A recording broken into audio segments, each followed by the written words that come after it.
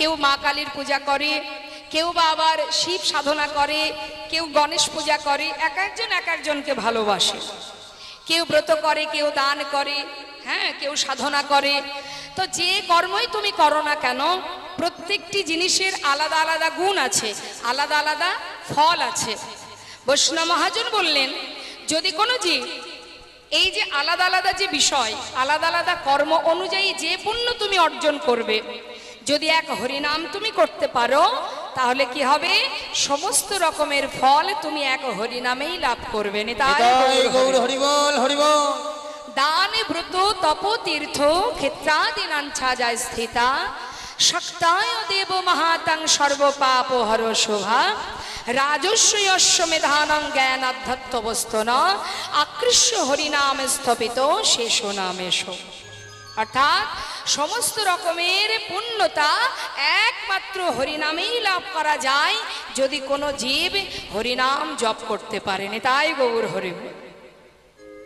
তা এই যে মহামন্ত্র হরিনাম, এই হরিনাম ছাড়া কলিজীবের তো আর কোনো ধর্ম নেই।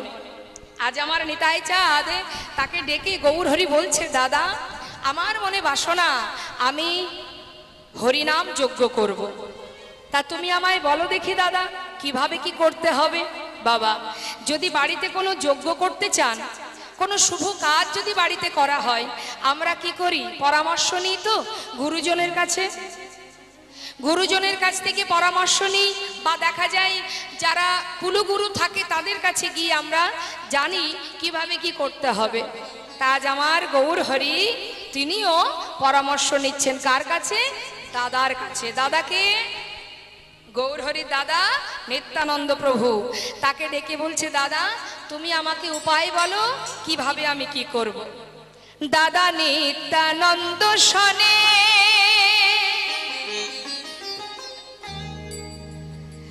বিচার করিয়া,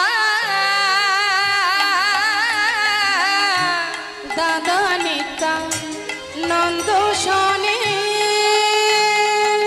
হরি বল হরি বল বিচার করিয়া, দেখো দাদা নিত্যানন্দ শনে বিচার করিয়া, দাদা নিত্যানন্দ শনে হরি বল ওই না বিচার করিয়া। দাদা বলো না দাদা কি করব?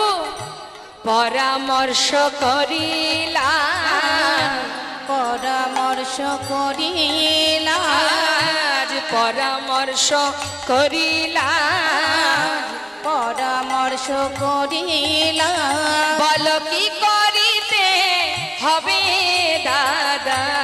পরামর্শ করিলাম, আজ কি করিতে হবে দাদা? পরামর্শ করিলাম, আজ নিমন্ত্রণে লাগি প্রভু শ্রীবাসে পাঠাইলাম। দেখো নিমন্ত্রণে লাগি প্রভু শিবাসী পাঠাইলাম। দাদা বিচার করো, বিচার করে বলো কি করতে হবে আমায়, আমি চাই আমি যজ্ঞ করব। নিত্যানন্দ প্রভু বলছে, নিমাই যদি যজ্ঞ করতে চাস, সবার আগে সাধু গুরু বৈষ্ণবকে নিমন্ত্রণ কর। সাধু গুরু বৈষ্ণবকে নিমন্ত্রণ করে তাদেরকে সসম্মানে নিজের ঘরে এনে চরণ ধৌত করে যা যা নিয়ম সব কিছু শিখিয়ে দিচ্ছেন আমার গৌর হরিকে। নিত্যানন্দ প্রভু বলছে, শোন ভাই, সাধু গুরু বৈষ্ণবকে নিমন্ত্রণ জানানোর জন্য কাকে পাঠানো যায়? কাকে পাঠাবো? নিমন্ত্রণের দায়িত্বটা কে নেবে? বললে নবদ্বীপে একজনই আছে যে সমস্ত দায়িত্ব নিতে পারে, সে হচ্ছে শ্রীবাস পণ্ডিত। এই শ্রীবাসকে মা দাপর যুগে যে ছিল নারদ, দেবর্ষি নারদ, যিনি হয়েছেন এই কলিযুগে শ্রীবাস। তাই বলছে শ্রীবাসকে পাঠিয়ে দাও সমস্ত সাধুগুরু, নবদ্বীপের সাধুগুরু বৈষ্ণবকে নিমন্ত্রণ করার জন্য। নিতাই গৌর হরি বল হরি। তার নিমন্ত্রণের দায়িত্ব শ্রীবাসকে দিয়ে আজ আমার নিতাই চাঁদ তিনি বলছে, শোনো ভাই, আরো নিয়ম আছে। নিমন্ত্রণ করার নিয়ম জানো? শ্রীবাসকে বলছে, শোনো শ্রীবাস, সবাইকে নিমন্ত্রণ করবে, তবে নিমন্ত্রণের নিয়মটা কি জানো? না। তুমি বলে দাও কিভাবে নিমন্ত্রণ করব। আপনারাও তো বাড়িতে হরিবাসর বা বিভিন্ন অনুষ্ঠানে আত্মীয় স্বজনকে নিমন্ত্রণ করেন। কিভাবে নিমন্ত্রণ করেন বাবা? ফোনে বলে দেন না? ফোনে নিমন্ত্রণ হয় না আজকাল? এই আমার বাড়িতে এই অনুষ্ঠান আছে, তোরা সবাই আসিস, যেতে পারছি না, হরি হরি কে, তাই তো? আগেকার সময় চিঠি টিঠি দেওয়া হতো বা নিমন্ত্রণ পত্র পাঠাতে হতো, এখন তার সে নিয়ম নেই। তার নিমন্ত্রণের নিয়মটা কি দেখুন। কি বলছে মা? আগে আমরা দেখেছি ছোটবেলায়, হরে কৃষ্ণ, আমরা দেখেছি পান সুপারি দিয়ে গলবস্ত্র হয়ে বাড়িতে বাড়িতে মাথা নত করে নিমন্ত্রণ করে আসতো, এগুলো আমরা দেখেছি। এখন আরো সব নিয়ম নেই। তা নিত্যানন্দ প্রভু শিখিয়ে দিচ্ছে শ্রীবাস পণ্ডিতকে কিভাবে নিমন্ত্রণ করতে হয়। শোনো শ্রীবাস, তুমি নিমন্ত্রণের পত্র নিয়ে যাবে, গিয়ে সবাইকে গিয়ে এই পত্র দেবে, কিন্তু দেবার সাথে সাথে কি করতে হবে শুনে নাও। পত্রখানি দেবে হাতে, চরণ ধুলি নেবে মাথে। তাই গৌর হরিবল হরিবল। হাতে চরণ ধুলি নেবে মাথে। শ্রীবাস চলে যা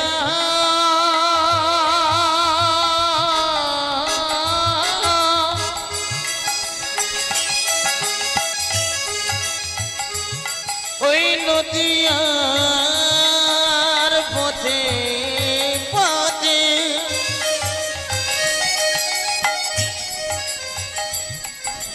নিমন্ত্রণ করিবার লাগি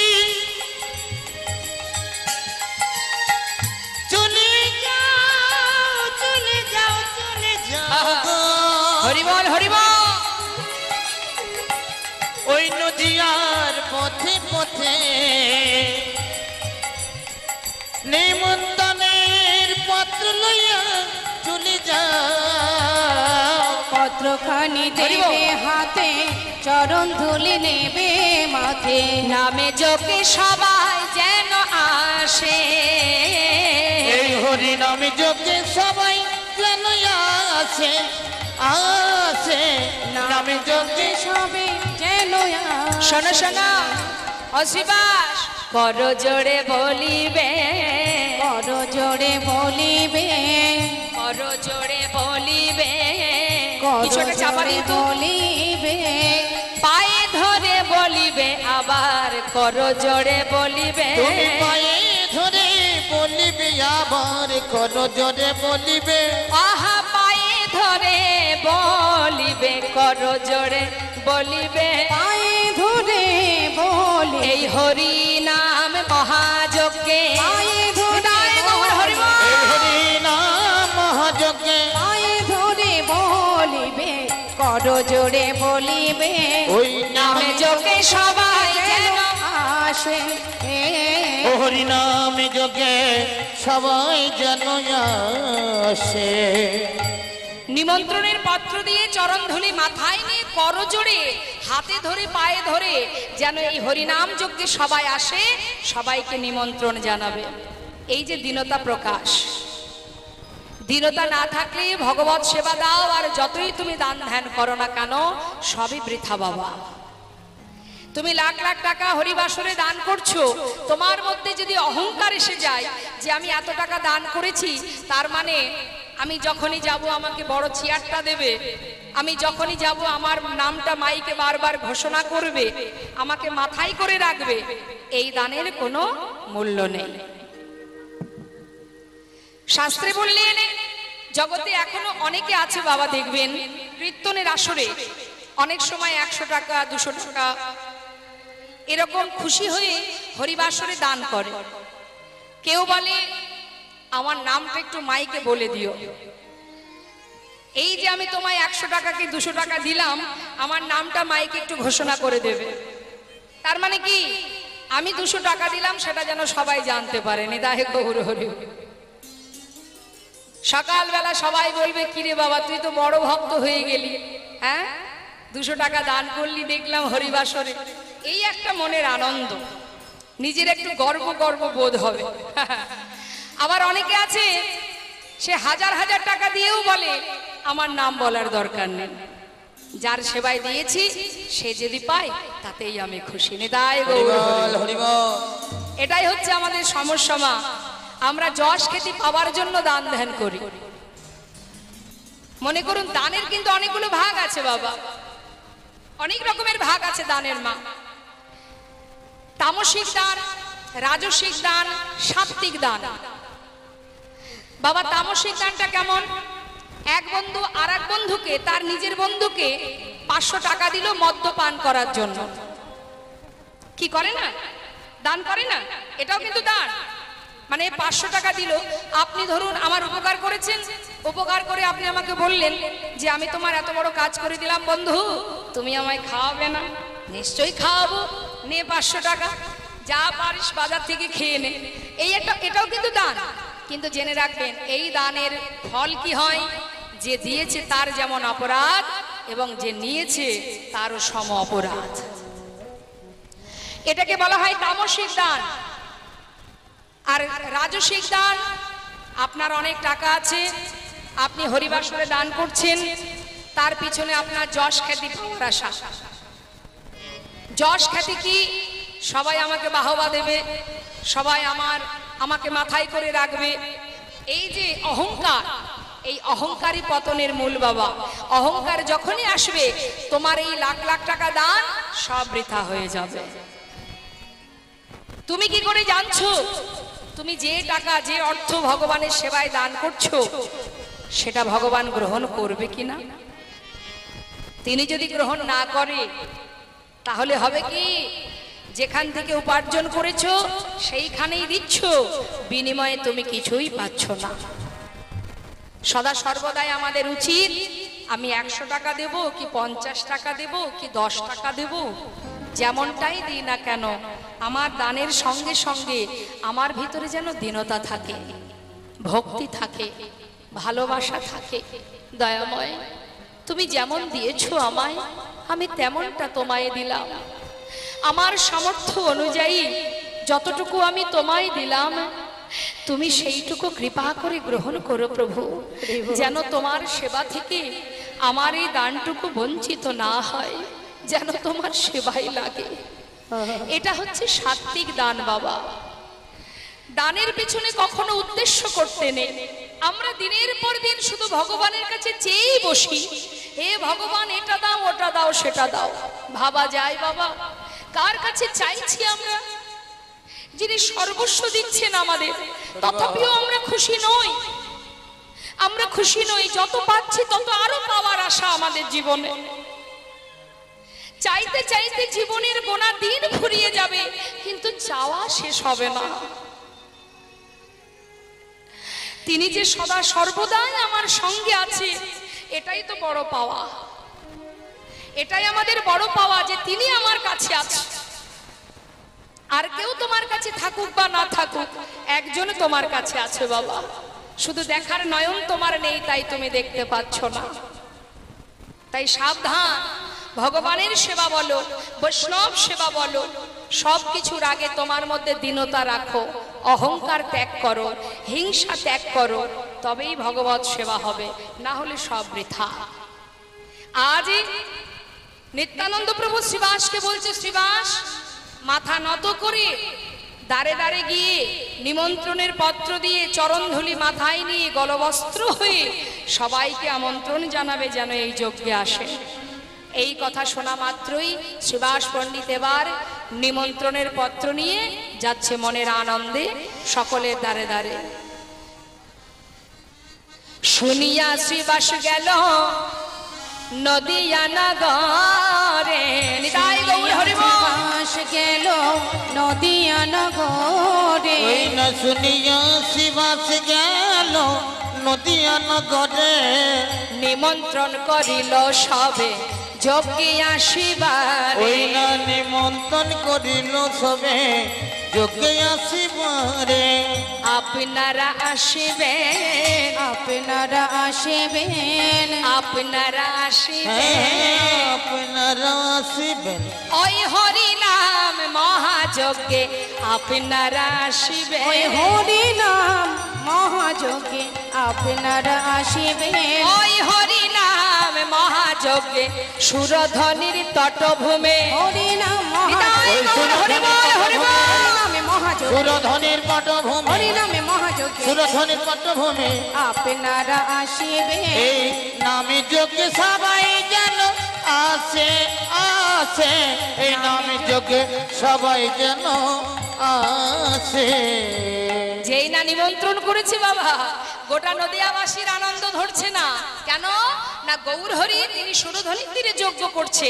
এই যে মহানন্দ মহানন্দ, সবাই মিলে ছুটতে ছুটতে সুরধ্বনির তীরে যাচ্ছে।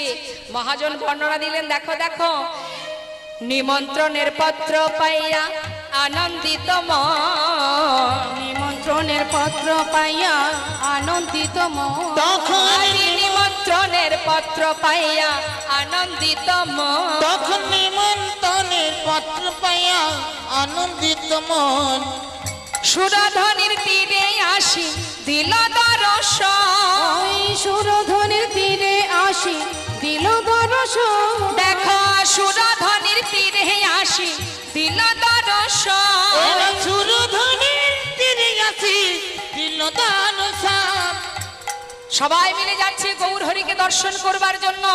বৈষ্ণব মহাজন বললেন, দেখো আনন্দ আর ধরে না, আনন্দ আর ধরে না, না না আনন্দ আর ধরে না না না না, আনন্দ আর ধরে না আজি গৌর বদন হেরবে বলে আনন্দ আর ধরে না, সবাই গৌর বদন হেরবে বলে আনন্দ ধরে না আহা গৌর বদন হেরবে বলে হরি হরি হরি বলে, গৌর তাই গৌর হরি বল, হরি বল। হরি হরি হরি বলে গৌর বদন হেরবে বলে, ওলা হরি হরি হরি বলে আনন্দ ধরে না না আনন্দ ধরে না সুরধ্বনি তীরে আসি দিল দর্শন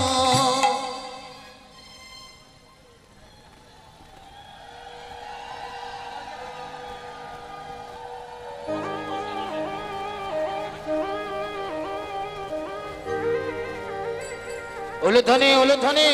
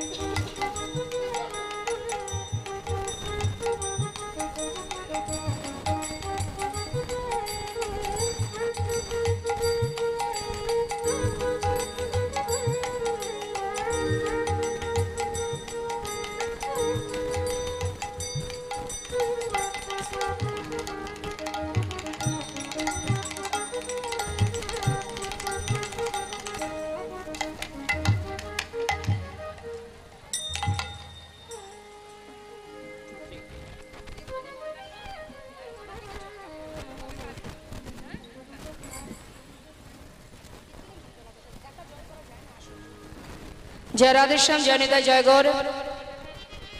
আমরা এত সময় গৌর কথার মধ্যে ছিলাম। বৈষ্ণব মহাজন বললেন, দেখো দেখো, নয়ন ভরে গোরারো সকলে হেরিল, আজ বাসুদেব ঘোষে কহে যেন প্রভাস তীর্থ যে হইল, বাসুদেব ঘোষ কহে প্রভাত তীর্থ যে হইল বাসুদেব ঘোষের পদাবলী দিয়ে আমরা গৌরচন্দ্রিকাকে বিশ্রাম রেখে এবার আমরা চলে যাব লীলা কথায়। চলুন সবাই মিলে চলে যাব বৃন্দাবনে উলুধ্বনি হরিধ্বনি করে সবাই মিলে দুটি বাহু তুলে একবার জয়ধ্বনি করতে হবে রাধা নামে। সবাই বলুন বলিয়ে রাধা রানী কি জয়, রাধেশ্যাম। চলুন যাই বৃন্দাবনে, একটা ভজন শুনতে শুনতে চলে যাব, কেমন? জয় রাধে। সমস্যা সমাধান হলে তারপরে কীর্তন হবে। বৃন্দাবন ধাম আচ্ছা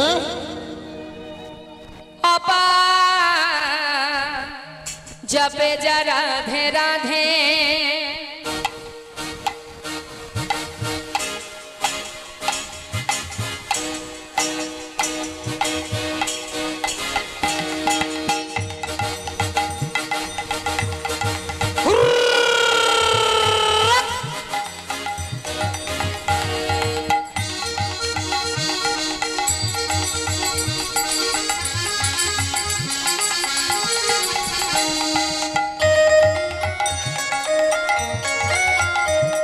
সবাই মিলে দুটি বাহু তুলে হাতে তালি দিয়ে জয় রাধেশ্যাম।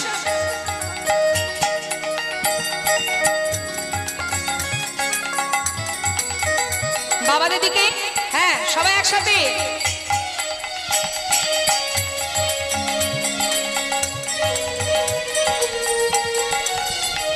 বৃন্দাবন ধাম বৃন্দাবন ধাম অপার জপে যা রাধে রাধে हो वृंदावन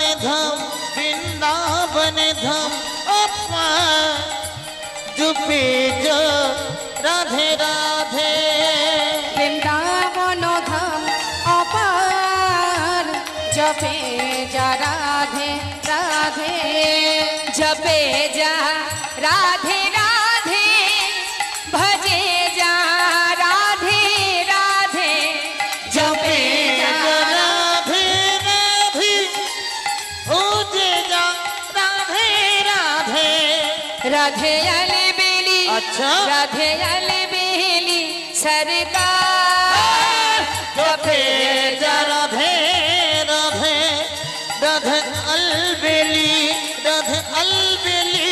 सरकार जुपे जा राधे राधे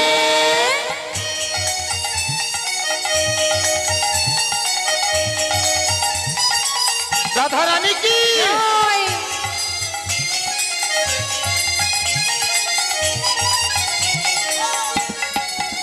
राधे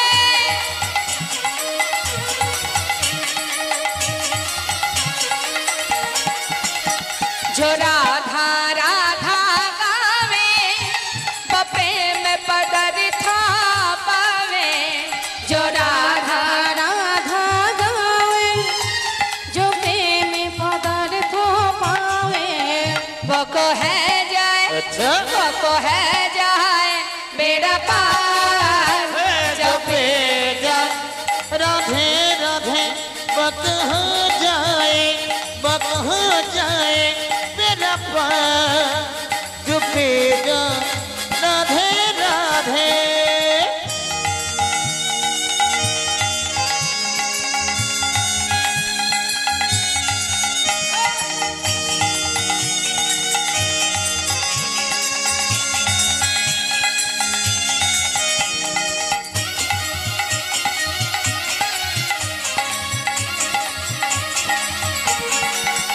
बोलिए राधा रानी की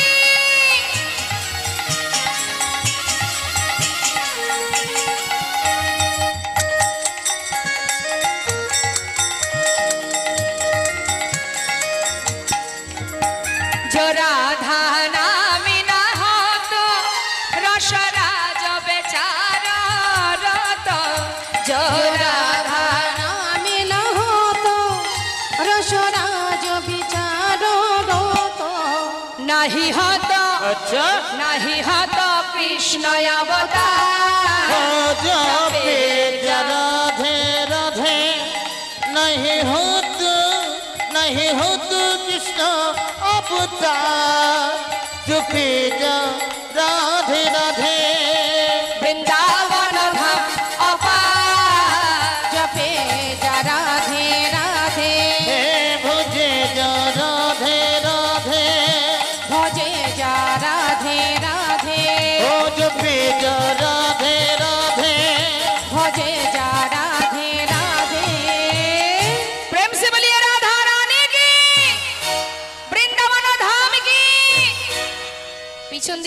আওয়াজগুলো উঠছে না কেন? ভাব যে অন্ধকারে যখন বসে আছে কীর্তনিয়া তো আর দেখতে পাচ্ছে না।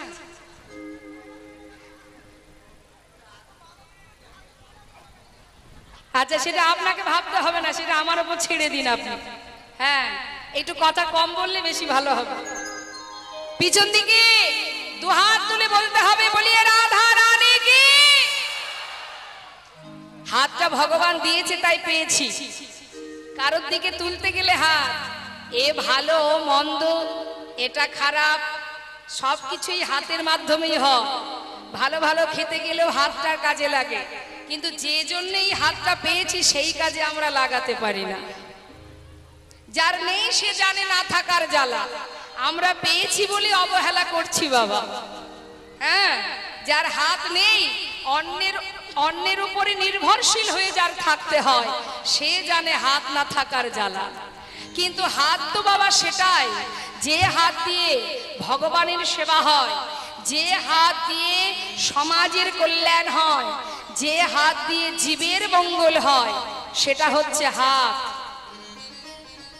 আর এই হাতের বড় অভাব। আমাদের হাত কি শুধু অন্যের কি করে ক্ষতি করব, সর্বনাশ করব, পরের কি করে ক্ষতি করে আমি বড়লোক হব, এই জন্য এই হাত নয়। শুধু পয়সা রোজগার করা, মা বাবাকে চুলির মুঠি ধরে ঘর থেকে বের করে দেওয়া, আবার আঘাত করা, এর জন্য হাত নয়। হাত দুটি ভগবান দিয়েছে, আমি চেয়েছিলাম তাই পেয়েছি। তোমার সাধনা পরিপূর্ণ হয়েছিল বলেই তুমি পেয়েছো। তাই এই হাত ভগবানের সেবার জন্য, এই দৃষ্টি, এই নয়ন, সেটাও গোবিন্দ সেবার জন্য। তোমার সমস্ত ইন্দ্রিয়গুলো ভগবানের সেবার জন্য তুমি পেয়েছো। শুধুমাত্র সংসার করার জন্য এই দেহ নয়। যে জন্যে আসা সেটাই আমাদের হয় না বাবা। সংসার করার জন্য আমাদের আশা নয়, আমাদের আশা কৃষ্ণ ভজন করবার জন্য। এটা আমার মুখের কথা নয়, শাস্ত্র বললেন কৃষ্ণ ভজিবার তরে সংসারে আইনু। কি জন্য আশা? কৃষ্ণ ভজিবার তরে। কোথায় এসেছি? সংসারে।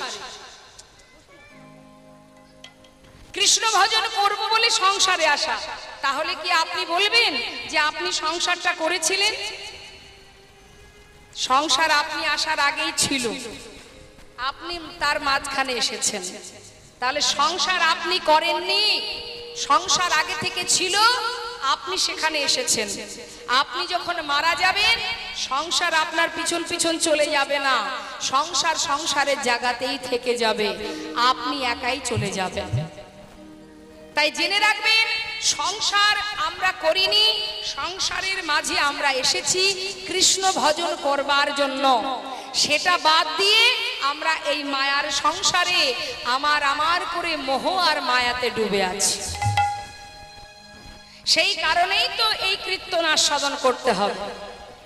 কৃষ্ণ কথা শোনা শুধুমাত্র লীলা কথা শ্রবণ করব, পদ পদাবলী আস্বাদন করব, ভালো মন্দ বিচার করে বাড়ি চলে যাব, এজন্য নয়।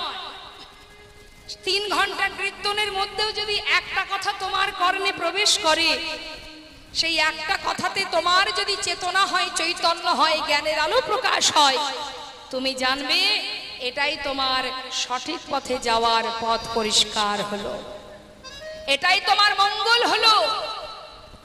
তাই কৃষ্ণ কথা, লীলা কথা, ভাগবত কথা শ্রবণ করতে হয়। আমাদের এই সমস্ত দেহটা ভগবানের সেবার জন্য, মায়ার সংসারের জন্য নয়।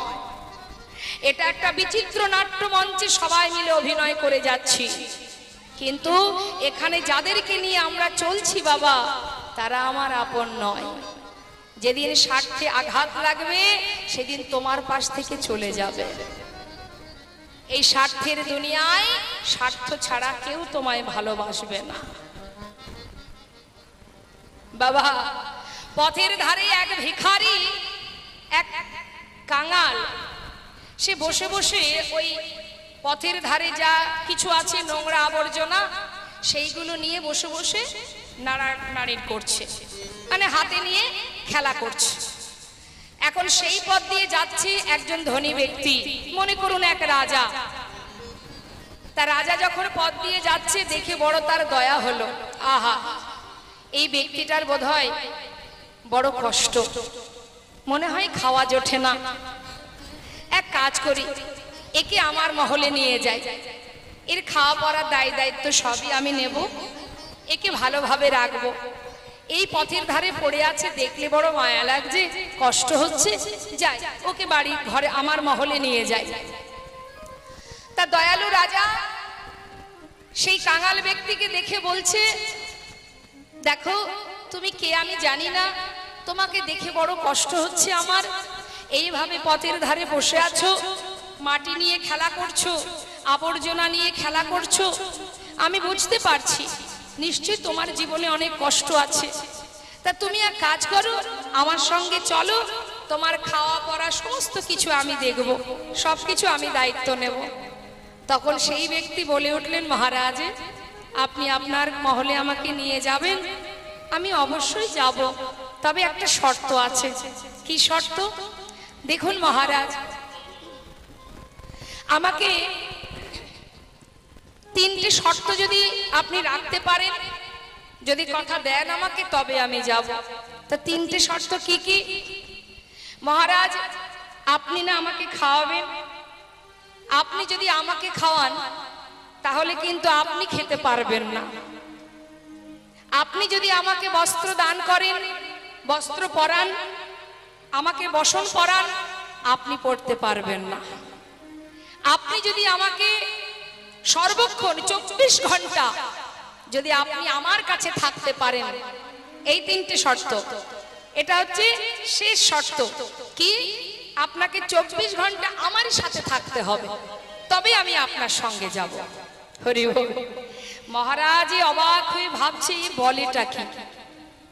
ওকে খেতে দেব আমি খাবো না, ওকে বসন দেব, বস্ত্র দেব আমি পরবো না, আবার 24 ঘন্টা ওর কাছে আমায় থাকতে হবে। তা আমি যদি 24 ঘন্টা ওর কাছে থাকি, তাহলে আমার এই রাজত্বটা কে চালাবেন? তাই গৌর হরি। আরো তো সবাই আছে, তাদের দেখাশোনার দায়িত্ব তো আমার, আমি তো রাজা, সমস্ত প্রজাবর্গকে দেখভাল করতে হবে, শুধু তোমার পিছনে থাকলে আমার হবে? হ্যাঁ, সেটা কি করে সম্ভব? আমি তোমার দায়িত্ব নেব, কিন্তু তুমি এই যে শর্তগুলো দিচ্ছ, এগুলো আমি কি করে মানবো বলো দেখি? তুমি খাবে আমি খাবো না, তুমি পড়বে আমি পড়বো না, তুমি ঘুমাবে আমি ঘুমাবো না, আর 24 ঘন্টা তোমার সঙ্গে থাকবো কি করে? তাহলে আপনি চলে যান মহারাজ, আপনার সঙ্গে আমার যাওয়া হলো না। কারণ আপনি আর কত বড় দয়ালু, কত বড় মহাজন, কত বড় মালিক আপনি। আপনার থেকেও একজন মালিক আছে, যিনি 24 ঘন্টা আমারই পাশে আছেন। তাই গৌর হরি বল, হরি বল। সে আমার অন্ন যোগায়, তাকে কেউ খেতে দিক বা না দিক সে সবাইকে দিয়ে যায়। সে পরনের বসন দেয়, খোদায় অন্ন দেয়, সে আমাকে ঘুম পড়ায়, সে আমাকে ঘুমানোর সময় সুযোগ করে দেয়, তাই আমি ঘুমাতে পারি। সদা সর্বদাই তিনি আমার কাছে 24 ঘন্টা আমারই পাশে আছে। তাহলে যে আমার কাছে 24 ঘন্টা আছে, আমি তার কাছ থেকে আপনার কাছে কেন যাব? আপনি তো পুরোপুরি দায়িত্ব নিতে পারছেন না, 24 ঘন্টা আপনি আমার কাছে থাকবেন না, কিন্তু একজন আছে যে 24টা ঘন্টা 365 দিন জীবনে যতদিন বাঁচবো ততদিনই সে আমারই কাছে থাকবে। মাগো, সে কাঙাল হতে পারে, সে দরিদ্র হতে পারে, কিন্তু সে বুঝেছে যে সে যে আমার বড় আপনজন, সেই তো আমার আপন, সেই তো আমার হিতাকাঙ্ক্ষী, সেই তো আমার গুরু, সেই তো মাতা, সেই তো পিতা, যিনি অহরহ আমাকে সদা সর্বদাই দেখভাল করছে। আমরা জানি না, আমরা বুঝি না, তাই আমরা মোহ ঘুমে মায়ার বালিশ মাথায় দিয়ে ঘুমিয়ে আছি। আজ এই লীলার মধ্যে থেকে আমরা জানবো, দেখুন মা, এই লীলা শুধু শ্রবণ নয়, কিছু বুঝতে হবে, জানতে হবে। আজ মধুময় শ্রীধাম বৃন্দাবনে ভগবান করুণাময় কৃষ্ণচন্দ্র আমার, যিনি বৃন্দাবন ছেড়ে চলে গিয়েছিলেন দ্বারকায়। বাবা, এই যে প্রভাসের তীরে যজ্ঞ করেছিলেন ভগবান কৃষ্ণচন্দ্র, এর পিছনে অনেকগুলো কারণ আছে। একটু মন দিয়ে শুনবেন কথাগুলো মা। গুজরাটে একটি জায়গা আছে, সৌমতীর্থ বলে একটি জায়গা আছে, যেখানে ভগবানের ভোলানাথ দেবাদিদেব মহাদেবের বিগ্রহ আছে, যার নাম হচ্ছে সোমনাথ। সেই সোমনাথের নাম অনুসারে সেই জায়গার নাম সৌমতীর্থ। তা এই যে সৌমতীর্থে একটা নদী আছে বাবা, যেটার নাম হচ্ছে প্রভাস। তা প্রভাসটা হলো কি করে, এই প্রভাস নামটা পেল কি করে সেই নদী? শুনুন, চন্দ্রদেব যার স্ত্রী ছিল 27টি, মন দেবেন, কথা দেবেন, কথাগুলো মন দেবেন। হ্যাঁ, তা 27টি স্ত্রী, এই 27টি কন্যাকার দক্ষ রাজা। দক্ষ রাজার 27টি কন্যাকে বিবাহ করেছিলেন চন্দ্রদেব। একজনকে বিবাহ করেছিল দেবাদিদেব মহাদেব ভোলানাথ, সে হচ্ছে মা পার্বতী।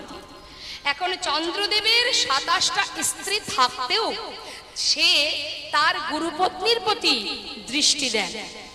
আর যখনই দৃষ্টি দেয় তখনই গুরুদেব চন্দ্রদেবকে অভিশাপ দেন। কি অভিশাপ? ক্ষয়রোগ। অর্থাৎ তোমার যে 15-16 কলা, এক এক দিনে এক এক কলা ক্ষয় হতে হতে একদিন তুমি ধ্বংস হয়ে যাবে। বাবা, গুরুর অভিশাপ কখনো মিথ্যা হবে না, এটা জেনে রাখবেন। গুরুদেব যেই অভিশাপ দিল, শুরু হয়ে গেল চন্দ্রের ক্ষয়। এক এক কলা এক এক দিন ক্ষয় হতে হতে বাকি রইল আর একটি কলা। সেই একটি কলা বেঁচে থাকতে তার 27টি স্ত্রী ছুটতে ছুটতে যাচ্ছে দেবাদিদেব মহাদেবের কাছে। ভোলানাথ কৈলাসে বসে ধ্যান করছে, আর 27টি স্ত্রী সম্পর্কে কি হয়? ভোলানাথ, জোরে বলুন। শালিকা আর ভোলানাথ কি হয়? জামাই বাবু। হ্যাঁ, এখন 27টা শালি ওই কৈলাসে গিয়ে ডাকছে, জামাই বাবু, ও জামাই বাবু, ও জামাই বাবু। ভোলানাথ চিন্তা করছে, বাবা কৈলাসে বসে বসে একটু সাধন ভজন করব, সেখানেও শান্তি নেই। কে জামাই বাবু জামাই বাবু বলে ডাকছে? আমার যে এত শালি আছে জানতাম না। হ্যাঁ, তোমরা কারা? জামাই বাবু, আসা যাওয়া নেই বলে ভুলে গেছো বোধহয়। জামাই বাবু বড় বিপদে পড়ে এসেছি। বিপদে? আচ্ছা আচ্ছা, কি বিপদ বলো, কি জন্য এসেছো? সব কথা বললেন। বলে, জামাই বাবু, আমাদের স্বামী, যিনি কিনা আমরা 27টি বোন তার স্ত্রী হয়েও আমার স্বামী সে গুরুপত্নীর প্রতি আকৃষ্ট হয়, আর সেই কারণে গুরুদেব তাকে অভিশাপ করে। তার একটু একটু করে ক্ষয় হতে হতে তার শেষ হতে চলেছে, সে মৃত্যুর মুখে ঢলে পড়ছে। তাই জামাই বাবু, আর একটি কলা বেঁচে আছে, তাই তো এলাম আপনার কাছে। কি করে তার প্রাণটা ফিরে পাবো, কি করে পতির প্রাণ ফেরানো যায়, তার বিধান নিতে। ভোলানাথ বললেন, ও এই ব্যাপার, সমস্যায় পড়েছে বলে জামাই বাবুর কথা মনে পড়ে গেছে।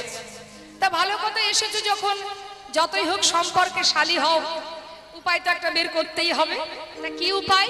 বলছে, যদি একটা কলাও বেঁচে থাকে, আমার মাথায় যে জটা আছে, এই জটার মধ্যে গঙ্গা বাঁধা আছে। গঙ্গা, গঙ্গার মধ্যে তোমার স্বামীর একটা কলা বেঁচেও যদি থাকে, সেটাকে এই গঙ্গার মধ্যে রেখে দিয়ে যাও। দিয়ে কি করবে? তোমরা চলে যাবে গুরুদেবের কাছে, সেখানে গিয়ে তোমার পতির প্রাণ ফেরানোর জন্য তার চরণ ধরে হতে দেবে। যাও, চলে যাও। বিলম্ব না করে সেই একটি কলা সেই ভোলানাথের মস্তকে, যে জটার মধ্যে গঙ্গা, তার মধ্যে রেখে দিলেন বাবা। কেন? এর মধ্যে থাকলে তার কোনো অভিশাপ আর লাগবে না। তাই যাও, সেটা ওই জল, সেটা রেখে দিয়েছে গঙ্গা জলের মধ্যে। এটা হচ্ছে একটা অভিশাপ প্রুফ। যেমন বাবা, আমরা রেইনকোট পরি না, বৃষ্টি যখন আসে আমরা অঙ্গে যদি একটা রেইনকোট পরি, তাহলে কি হয়? জলের ফোঁটা গায়ে পড়ে না। হ্যাঁ, তা ওয়াটার প্রুফ যেমন আছে, আর এটা হচ্ছে অভিশাপ প্রুফ। এর মধ্যে থাকলে তোমার স্বামী আর মরবে না। যাও, এবার সেই একটি কলা মস্তকে জটার মধ্যে রেখে সেই 27টি স্ত্রী চলে গেল ভোলানাথের কাছ থেকে গুরুদেবের কাছে। গুরুদেবের কাছে গিয়ে যখন গুরুদেবকে বললেন, গুরুদেব এখন আমাদের উপায় কি? পতি যে প্রাণ হারাতে বসেছে। গুরুদেব আমরা তো কোনো অপরাধ করিনি, তাহলে আমরা কেন পতিকে হারিয়ে এই বৈধব্য জনম সইব? পারবো না গুরুদেব, আমাদের কৃপা করুন। গুরুদেব বললেন, বেশ,